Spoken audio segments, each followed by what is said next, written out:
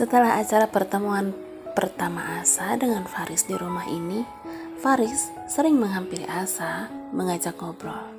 Faris jadi seperti adik perempuan yang mengikuti kemana saja.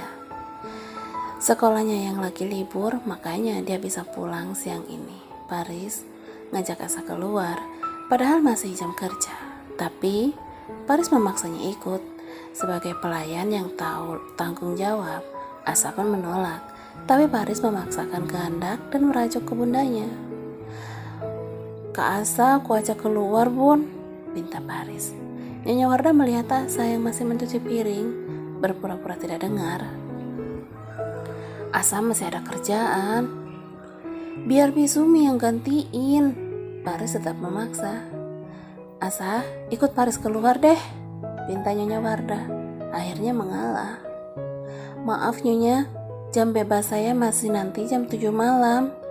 Jelas Asa menolak. Nona muda itu bikin pusing. Bisa-bisa tuan mudanya bakal melayangkan surat pemecatan kalau dengar ini. "Dengar Faris, Asa itu memang pegawai yang bertanggung jawab. Jangan mengajak-ngajak seenaknya begitu," kata Bunda. "Ah, Bunda, yang ngajak kan Faris, bukan orang lain. Jadi Kak Asa itu masih bisa disebut kerja, bukan pergi buat bolos kerja. Bener kan Bisumi?" Bisumi mengangguk pelan. "Yang nanya majikan, jadi iya aja jawabnya. Jangan tidak." Asa tetap menyelesaikan mencuci piringnya. Dia tidak mau dengar ocehan anak muda yang masih SMA itu. "Tuh, Kak Asa sudah selesai nyuci piring. Berarti bisa diajak keluar nih." Faris girang. Aduh, Asa menyesal menyelesaikan dengan cepat. Bocah itu maksa banget mau ngajak keluar. Dan begitulah kenapa Asa bisa keluar pada jam-jam kerja. Senang sih bisa keluar pada jam segini, tapi tidak enak sama pelayan yang lain. Apalagi Asa tergolong baru daripada pelayan yang lain. Pasti nanti ada yang menggunjing di belakang. Ada yang ngiri atau apalah. Dikiranya Asa menjilat ke majikan, dari pelayan area laundry jadi pelayan di dapur. Meskipun sama-sama jadi pembantu, tapi buat mereka bisa bekerja di dalam rumah itu agak mewah. Padahal menurut Asa sama-sama pembantu, kenapa direpotkan? Entah di dalam rumah maupun di luar inti rumah, malah lebih enak kerja di area laundry, tidak diawasi terus sama majikan. Ya, Nyonya Wardah bukan tipe majikan yang bosi sih. Beliau ramah, baik hati, dan lembut. "Dari sekian tempat kenapa harus kesini sih?" gumamnya memicingkan matanya. Ternyata Faris mengajaknya ke kantor Arga, dan Asa semakin tidak tenang. Bagaimana bisa tenang kalau ketemu tuan muda? Bisa-bisa kalimat pemecatan tanpa dasar yang kuat akan muncul lagi. "Kok kesini, Non?" tanya Asa. "Panggil Faris aja," ralat Faris. "Nggak bisa, saya pelayan rumah," bantah Asa datar. "Kita di luar, kakak nggak perlu formal." "Itu tidak sopan dan kurang ajar." "Kurang ajar itu kalau kakak memanggil aku dengan nama binatang. Ini masih memanggil dengan nama, gak masalah," ujar Faris memaksa. Faris memang gampang maksa, tapi dengan cara yang unik. "Oke, Faris." Faris ngasih jempolnya dari samping. Kaki mereka terus melangkah menuju ke dalam perusahaan. Dan Asa semakin tidak tenang. Mereka berdua bergerak ke arah lift.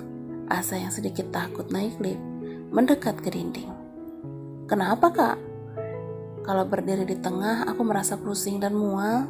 Harus bersandar seperti ini." "Fobia, klaustrofobia."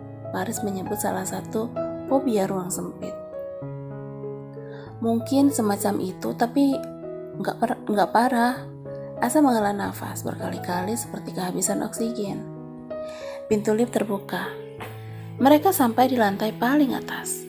"Selamat siang, Nona," sapa karyawan yang melihat nona muda pemilik perusahaan datang. Tring, pintu lift terbuka lagi. Semua mata memandang ke arah pintu lift. Terlihat seseorang keluar dari sana. Faris dan Asa membalikkan badan. Seseorang itu sungguh mempunyai sinar yang sangat menyilaukan mata. Tidak ada yang tidak melihat saat itu. Semua mata menatap ke arahnya. Dia, wanita yang sangat memukau. Bodinya kok botol, wajahnya cantik dengan tinggi yang lumayan. Dia itu layaknya model. Wow, Kapdi, batin Asa terpana. Hai Paris, lama sekali tidak jumpa. Sapanya lembut. Iya, sejak kamu tinggalin kakak aku seperti itu, sahut Paris dengan senyuman palsu tersungging di bibir wanita itu tersenyum juga. Kamu tetap Paris yang dulu rupanya. Lalu dia memeluk Paris erat. Paris menerima pelukan dengan tidak bersemangat, tapi dia tetap menerimanya. Dan Asa melihat wanita itu agak lama. Jadi dia adalah mantan kekasih kakaknya. Ya, memang pantaslah sebagai mantan tuan muda yang tampan itu. Batinnya, kamu mau menemui kakakmu? Tanya wanita itu. Kamu? Tanya Paris tanpa menjawab pertanyaan Chelsea. Aku memang datang untuk menemui Arga. Aku memang datang untuk menemui kakakmu, ucapnya. Memangnya masih ada perlu? Pertanyaan sinis dari Paris. Kalau mau disebutkan, aku punya banyak daftar keperluan dengan dia. Chelsea tersenyum lembut. Dia tangguh melawan Paris, dan ini membuat Paris mengangguk, tapi sebenarnya muak. Dan Asa pun melihat itu. Kenapa harus berdiri? Kenapa harus sendiri, bukan dengan Kak Evan? Dia kan suamimu. Paris terus memaksa melontarkan pertanyaan, karena tidak sukanya ke wanita di hadapannya itu. Aku punya alasan sendiri. Aku duluan. Wanita itu tetap menjawab semua pertanyaan Paris dengan senyum lembut. Dan Asa mendengar umpatan-umpatan pelan dari bibir gadis di sebelahnya. Tanpa bicara, Paris balik menuju lift. Asa pun bernapas lega. Akhirnya dia tidak jadi bertemu Yang Mulia Arga. Cerita tentang seorang wanita bernama Chelsea kembali menyeruak di dalam kantor.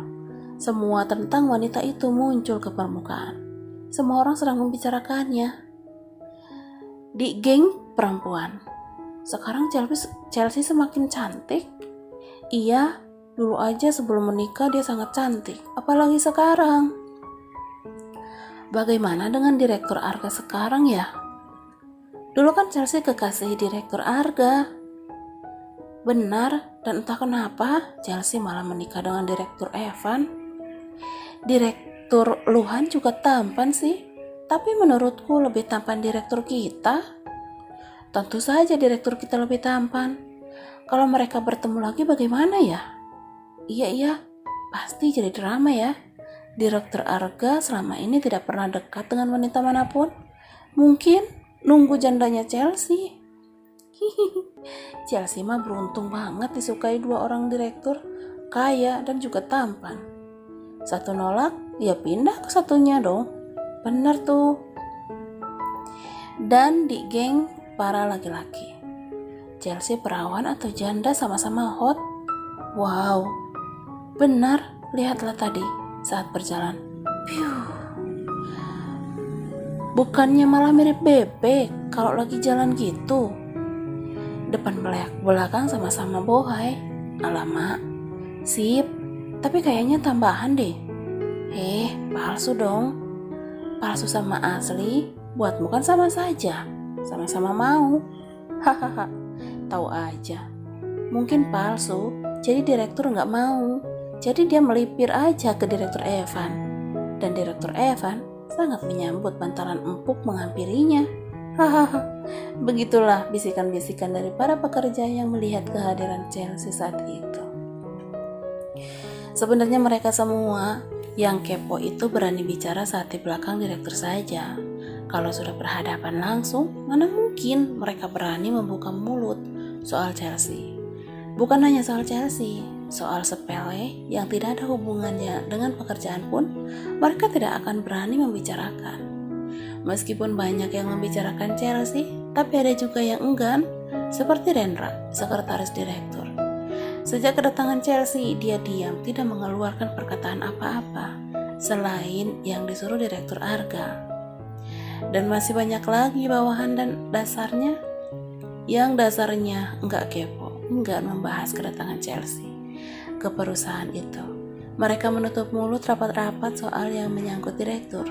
Atau juga mereka hanya orang yang malas membicarakan orang lain karena kehidupan sendiri sudah semeraut. Jadi menjalani hidup cukup mengurusi masalah sendiri daripada menggunjing